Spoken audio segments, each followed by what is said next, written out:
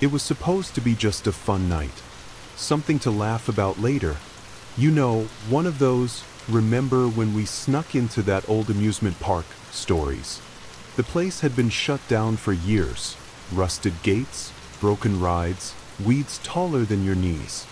Everyone said it was haunted, but that only made it cooler. We were 6 friends with nothing to do and too much curiosity. Jake brought bolt cutters. Marcy brought her camera. The rest of us just brought bad ideas. We waited until past midnight. The whole street was dead quiet, like even the air didn't want to be there. Jake snapped the lock. It made a loud clack, and for a second, we all froze. No alarms. No dogs. Just silence. We laughed. Nervous, but laughing. The kind of laugh you do when you're trying to convince yourself you're not scared. Inside, the park was worse than I expected. Rides creaked in the wind. Empty prize booths sat like skeletons. There were still faded posters of clowns and cotton candy. A piece of one flapped slowly in the breeze like it was waving at us.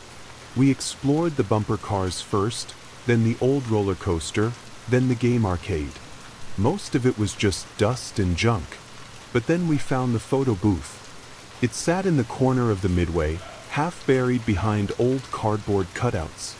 The thing was ancient, red paint peeling, screen cracked, coins still stuck in the slot. But the light was on. That should have been the first clue. Jake wiped off the glass and joked, "Who wants a creepy group photo?" We all laughed again. Nervous, but still pretending we were fine. We crammed a cake, Marcy, Lena, Sam, and Vic. It barely held us, and the smell inside was awful. Like mildew and something older. Something rotten. The screen blinked. "Say cheese." We made dumb faces. Stuck out tongues. Pretended to strangle each other. It printed. But what came out wasn't what we expected. I still remember the sound it made, not a normal print noise. It was slower, like dragging something heavy. Marcy pulled the photo out. She didn't laugh. "What the hell?" We all leaned in. It was us, but not like we had posed. In the picture, we were all dead. Me, face down in blood. Jake, hanging by something around his neck. Marcy, eyes wide open, but glassy, like she drowned. Each one of us, twisted, broken, lifeless. No one spoke. Just the wind, whispering through the broken booths. Vic tried to tear the photo in half. It wouldn't rip. Not even a crease. Marcy tried to snap it. Bent, then unbent itself. Jake said it had to be a prank. A filter. Some weird glitch in the machine. But I looked at that photo again. And I swear, my eyes were open in the picture. Like I was looking right at me. None of us really knew what to say after that. We laughed it off. Well, we pretended to. But the fun was over. We left the park quickly after that. Nobody ran, but nobody walked slow either. I didn't sleep that night.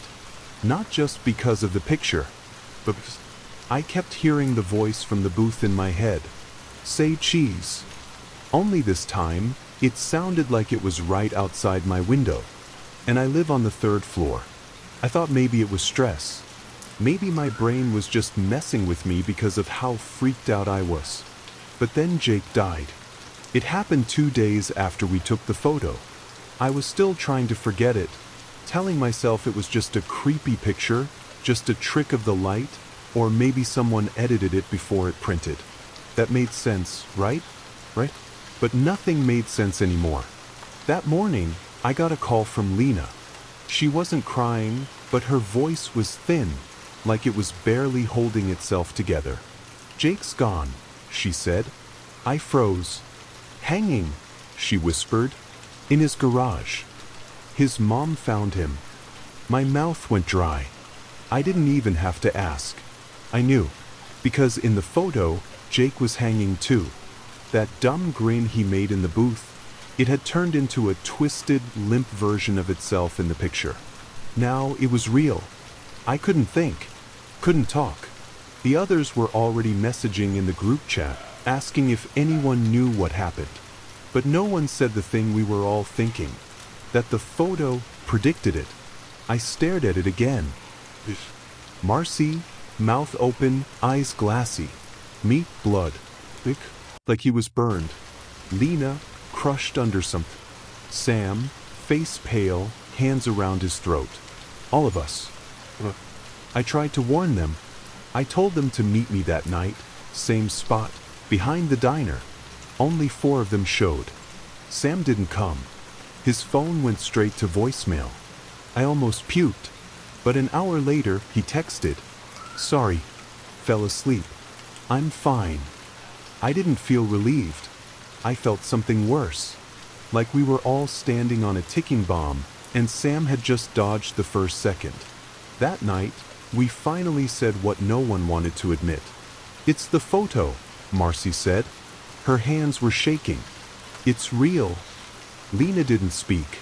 She just looked at the picture like it had already killed her. Vic tried to act tough, said it had to be a sick prank. Maybe Jake was depressed. Maybe someone was messing with us. But I saw the truth in his eyes. He didn't believe his own words. I pulled the photo from my pocket. Still smooth. Still cold. Still perfect. Not a scratch on it. "We have to destroy it," I said. "Or the booth. Or something. Anything." But then Marcy said something that made my stomach twist. "I already tried." She opened her bag and pulled out a box. Inside was the photo. Another one. 2 photos. Same picture. Same deaths. Same faces. She burned the first one. Watched it curl and blacken in her fireplace. But the next morning, this second copy was on her desk. Untouched. Like nothing had ever happened. We were quiet after that. And then from across the street, we heard a noise. A soft click. Like a camera. We turned. Nothing was there. But I swear, for just a second I saw something. The shape of a booth. Just standing there at the end of the block. Lights glowing faint red. Then it was gone. I didn't sleep again. Because now I knew. Jake's death wasn't the end. It was just the beginning. And I was next. I stopped going to school. Stopped talking to my parents. I couldn't eat. Couldn't sleep. Every time I closed my eyes, I saw it. That photo. That stupid, cursed photo. And Jake. The way his head tilted in the picture. It was exactly how they found him. I knew I was next. The blood in the photo, the way my body was twisted, it wasn't fake. It was waiting. My death was waiting. So I made a choice. I was going to stop it. We all agreed to meet again. Me, Marcy, Lena, Sam, and Vic. Back at the park. If the photo started there, we thought the answer would be there too. We brought tools. A crowbar. Gasoline. A lighter. We were going to destroy the booth. Smash it, burn it, bury it. Whatever it took. But when we got there, it was gone. The place looked just like before. Rotting. Silent. But the corner where the photo booth had been, it was empty. Just dust and leaves. No wires. No marks on the ground. Like it had never been there at all. "No way," Vic whispered. "We didn't imagine it. I know what I saw." We all did. But there was nothing. Not even a scrap of red paint. Then Marcy said something that chilled us all. "It's moving." We didn't understand. "Moving?" I asked. She nodded slowly. The second photo, when it appeared on my desk, I remembered something. I heard something that night. A motor. Like wheels. Something heavy rolling. Lena looked pale. "Like it followed you?" Marcy didn't answer. She didn't have to. That night we split up. Too shaken to stay together. Too stupid to stick as one. I walked home with my hoodie up, my hands clenched so tight I felt my nails in my palms. The streets were empty, but the city felt wrong. Lights flickered. Shadows stretched too long. Every alley felt like it was watching me. Then I heard it. Not a loud sound. Just soft. Gentle. Like a shudder. like a camera. I spun around. Nothing. But then I saw it. Half a block away, between two buildings. The booth. Just standing there. Its red light glowing faintly in the dark. Like it was waiting. Like it had followed me. I blinked. And it was gone. I ran. Didn't stop until I was home. I locked the door, shut every curtain, turned on every light. Then I checked my pocket. The photo was still there. Still cold. Still showing me dead. I stared at my face in it, and I swear, there was more blood than before. We were falling apart. Every day after Jake died, we got quieter. Less texts. Less calls. Every time the phone rang, I held my breath, waiting for someone to say another one of us was gone. I wasn't sleeping. I couldn't, because every time I closed my eyes, I saw it. The photo, and the booth, waiting in the dark. But it was Marcy who cracked first. She called me at 3 a.m. No hello. No warning. Just breathing. Ragged. I saw it, she whispered. Again. She was crying now. She wasn't the kind of person who cried. Marcy was tough. Sarcastic. Always joking. But now she sounded like a little kid.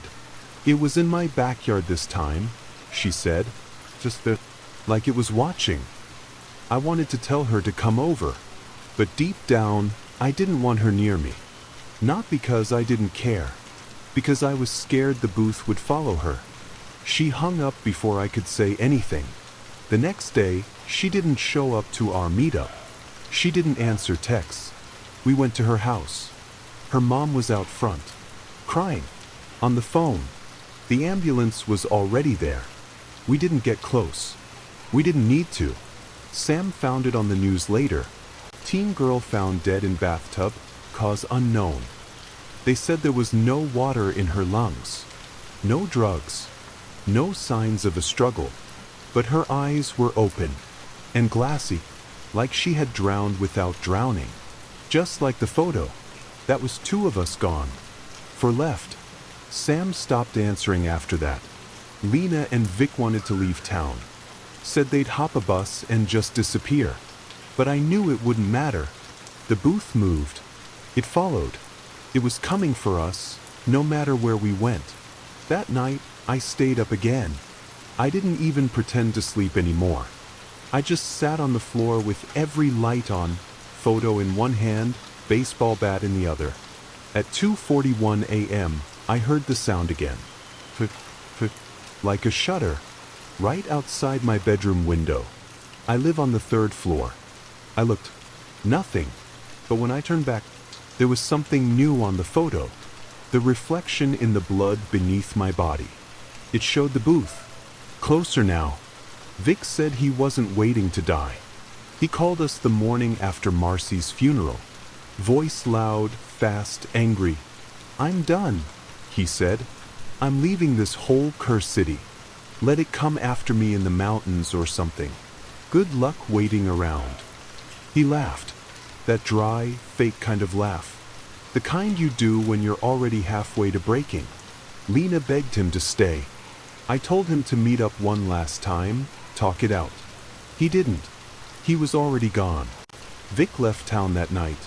Took his brother's old truck and drove north. No map, no destination. He said if it followed him, he'd see it coming. That he'd drive until there was nothing left but trees and silence. No booth out there, he said. No shadows. No clicking cameras. Just me and the road. He texted once, 3 hours after leaving. Made it past state line. Still breathing. Still ugly. Booth can suck it. We didn't hear from him again. Not until the next morning. Lena called me, voice shaking. Did you see the news? I opened the link she sent. A headline. Truck found crashed in ditch. Driver unrecognizable. The article said it was a single car accident. No sign of swerving. No sign of braking. The truck hit a tree at full speed. It burst into flames. The weird part? They found a photo in the glove box. Undamaged. Not even singed. They didn't release the image. But I knew what it was. I knew exactly. I didn't even need to look at my copy. But I did anyway. Vic's part of the photo looked different now. His face was darker. His skin was cracked. And smoke curled from the edges of his hair. Like it was burning. I dropped it. But of course it didn't tear. It never did. 3 down. 3 left. Me, Lena, and Sam. And none of us had any idea how to stop it. Later that night, I got a voicemail from an unknown number. It was just breathing. For 10 seconds. Then a voice whispered, "Say cheese."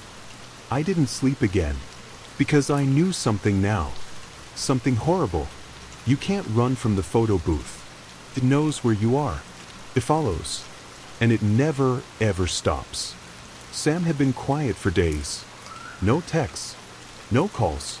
No scene checks on the group chat. I told myself he was hiding. That maybe he had gone off the grid, like Vic tried to. But deep down, I already knew.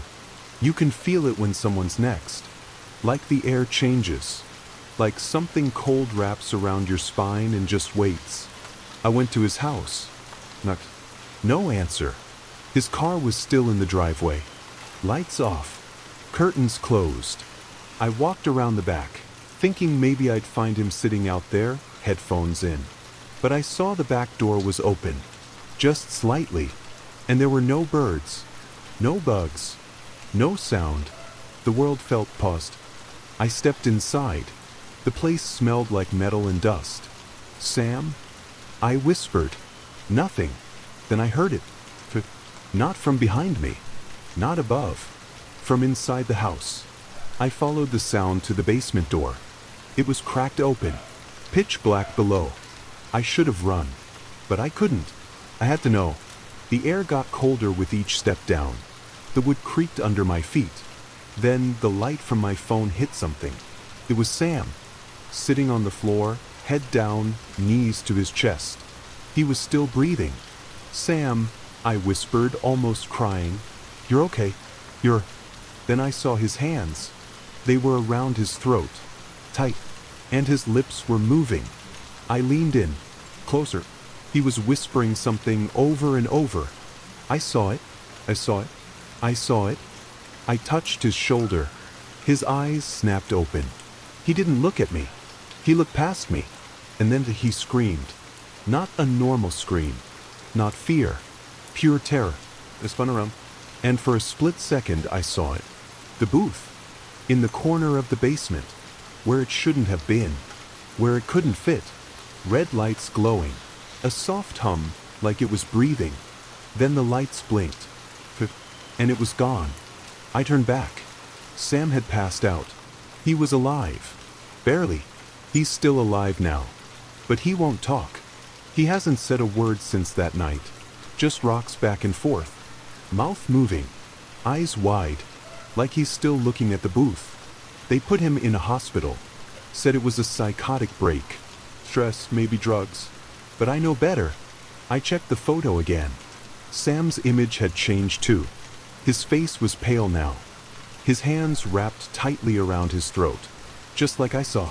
Just like it said. That left 2 of us. And Lena. And I had a feeling. We were next. Lena and I didn't talk much anymore. Not because we didn't want to, but because every time we did, we said less. There was nothing left to say. Vic was gone. Marcy, Jake the first. Sam, barely human now. It was just us. And the photo. Still smooth. Still perfect. Still cold. But something about it had changed. I didn't tell Lena right away. I didn't want her to panic. But I couldn't stop staring at it. Because now, I was in the middle. In the original, we were side by side, all laughing. Deadly details, sure. But we were lined up. My image was centered. Like the photo had shifted. Like it was telling me, "You're next." So I called Lena. Told her to meet me in the alley behind that diner. The same place we met after Jake. She came fast. Didn't even bring a jacket. She looked like she hadn't slept either. We didn't say hello. Just sat in the dark with the street lamp buzzing above. I think we have to destroy it, I said. Didn't Marcy already try? She whispered. I nodded. She burned hers. Then a new one showed up. Lena stared at me, so I pulled mine out, unfolded it, held it in front of her. She winced, then reached into her own pocket and pulled out her copy. We compared them. Identical. Every crack, every shadow, even the blood splatter across my chest. We both had copies. That night we made a plan. We'd go somewhere off-grid.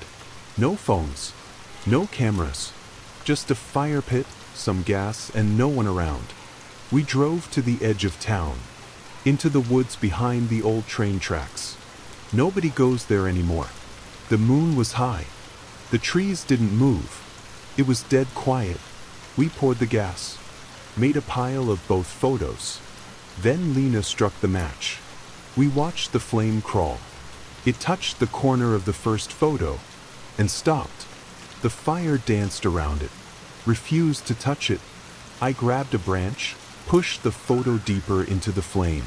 Sizzled, then snapped back to normal. No burn, no smoke.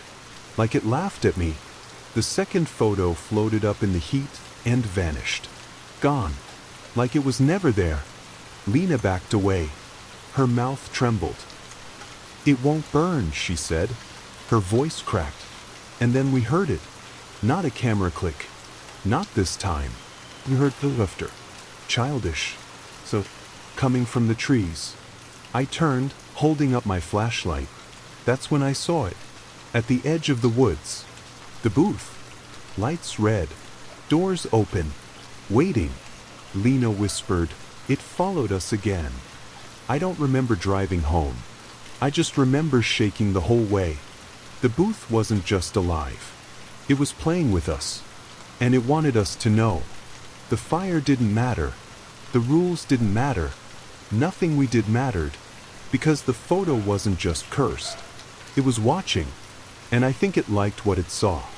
I didn't hear from Lena the next day. No text. No voice note. Nothing. Her last message to me was short. Don't sleep. It shows up when you dream. I didn't reply. I didn't even know what to say anymore. Because she was right. The night after we tried to burn the photos, I did dream. I was standing in front of the booth. The same one. Red lights blinking. The curtain pulled open like it was inviting me inside. And I heard it again. That soft, childlike laugh. But what terrified me wasn't the booth. It was what was inside it. Sitting in the booth. Smiling. But my face, my eyes were missing. Just dark holes where they used to be. And in my hands? A photo. Still warm. Still wet. I woke up screaming. The sheets twisted around me like I'd been thrashing for hours. My throat was sore, like I'd been screaming in my sleep. I rushed to my desk, looked at the photo. My face on it? Now smiling. Eyes still there, but barely. Faded. I knew it was getting closer.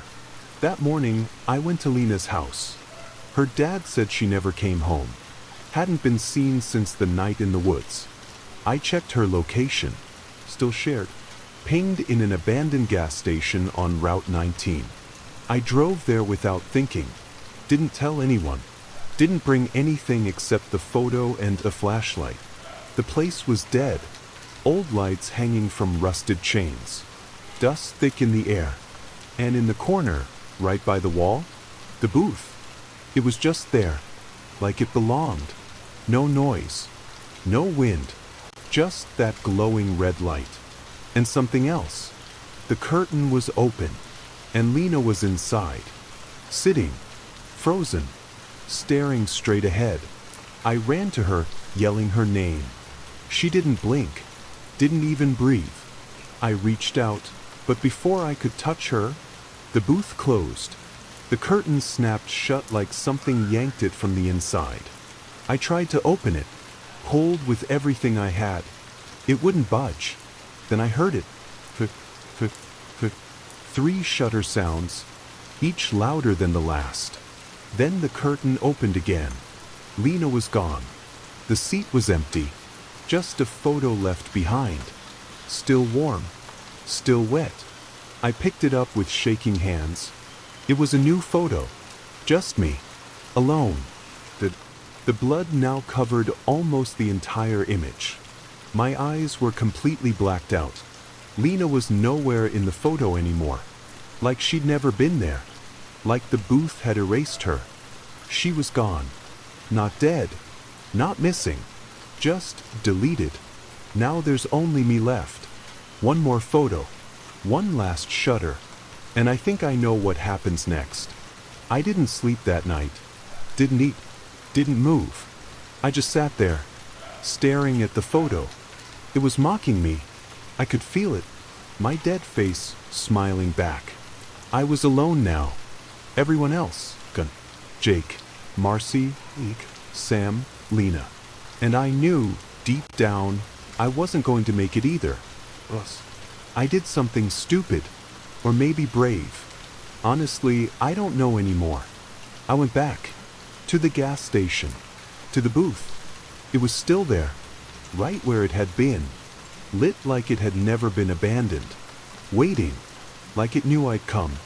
I walked in slowly. Each step felt like my bones were screaming. The air inside was thick, like breathing syrup. I pulled the curtain aside. The seat was clean. No blood, no dust, just ready. And on the seat, another photo. Wait, I don't know why, but I picked it up. It was ice cold. Felt wrong in my hand. And then I sat down. The second I did, I froze. Didn't even touch the button. The flash went off. Too bright. Too fast.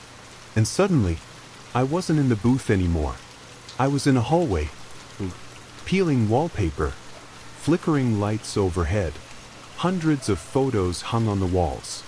Each one showing someone dead. Their faces frozen in terror. All of them young.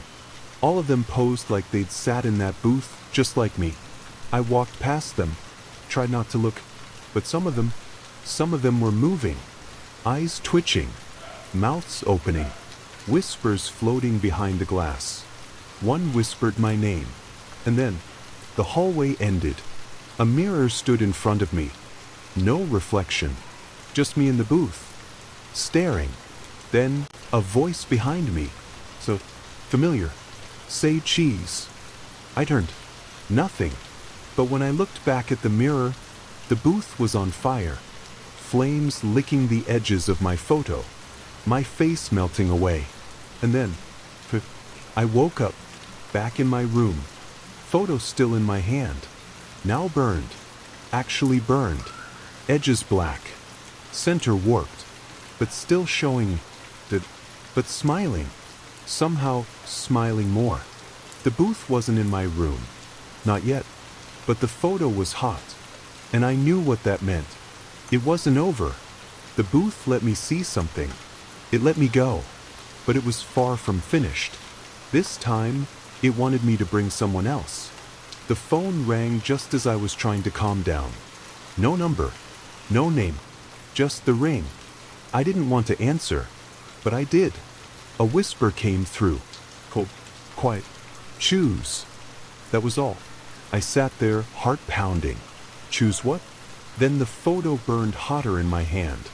I stared at it, watching the black edges curl even more. I thought of Lena. I thought of all of them gone. And me, still here. The voice came again, softer this time.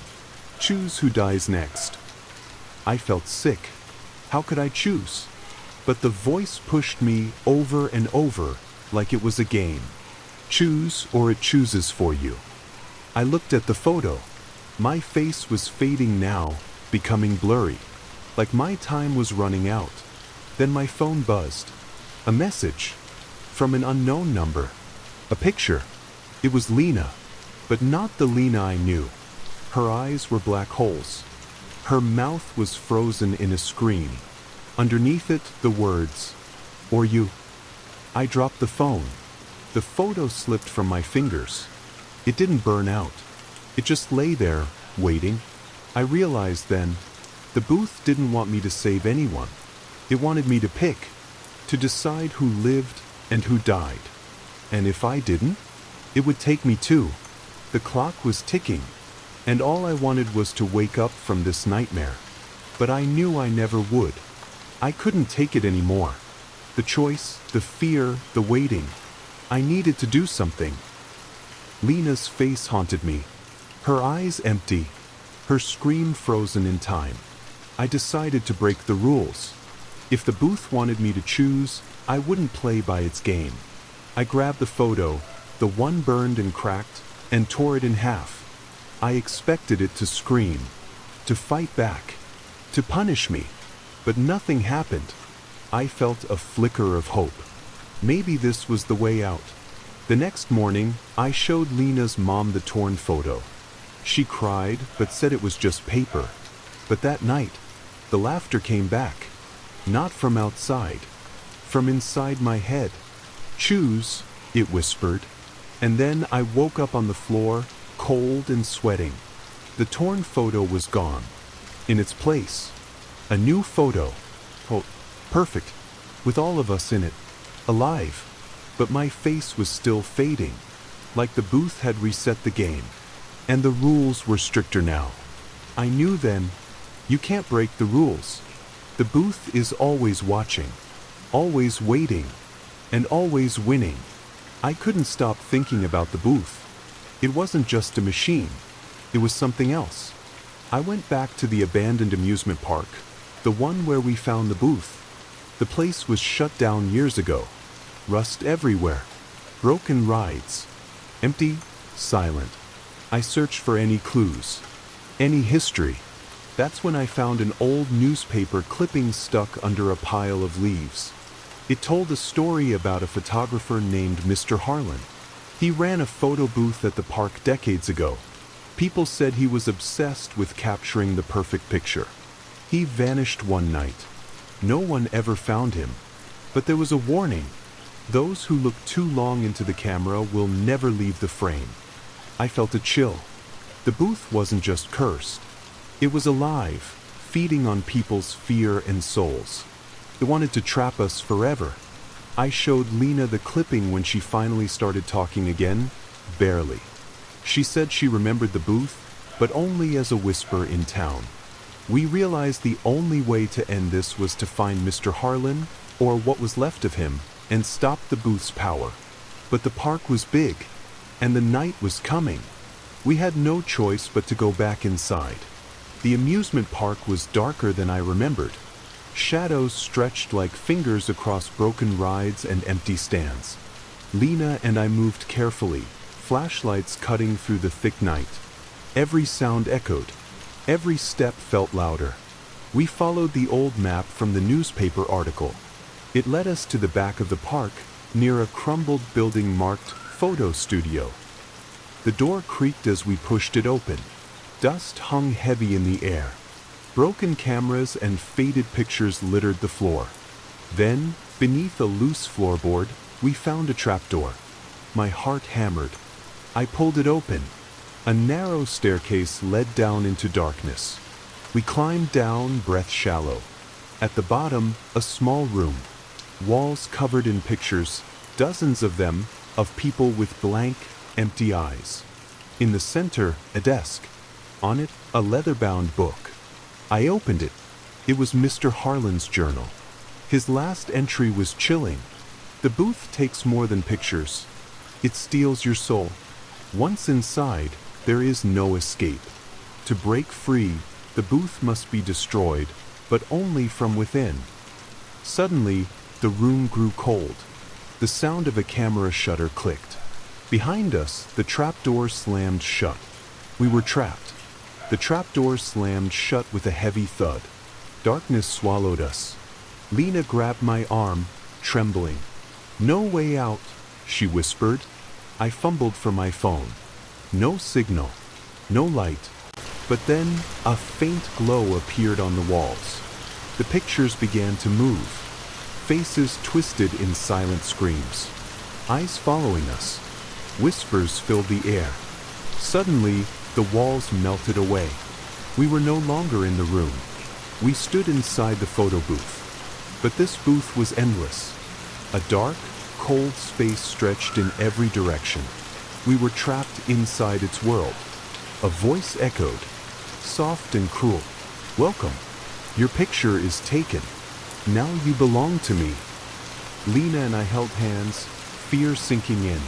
The booth wanted to keep us forever. We had to fight. We had to find a way out. Because if we failed, we would be just another photo on the wall, forever trapped. Inside the endless booth, time lost meaning. The walls whispered secrets. The photos around us twisted and shifted. Lena squeezed my hand tight. "We have to destroy it from the inside," she said. "The journal said that's the only way." We looked for anything, a button, a switch, anything to break the spell. Then I saw it, a small camera lens glowing red in the distance. As we got closer, the voice returned. "You cannot escape." But Lena found the camera's power button and, with a deep breath, pressed it. The whole booth shuddered. Walls cracked. Lights flickered. Photos started falling like leaves, disappearing into darkness. The voice screamed, "No, you belong to me." But the glow faded. The booth began to collapse. Suddenly, I was back in the photo studio, gasping for air. Lena was beside me, live. The trapdoor was open. We ran outside. The first light of dawn was breaking. The booth was gone. And the cursed photos? Burned to ash in the fire pit. We survived. But sometimes, late at night, I still feel it. That cold breath. That soft laugh. Like the booth isn't really gone. And it's still waiting for the next picture. Sometimes, the things we discover are better left alone. The photo booth wasn't just a machine. It was a trap, a dark secret that fed on fear and took what it wanted. We thought we could outsmart it, break its curse, but in the end, it was a battle of wills, one that nearly cost us everything.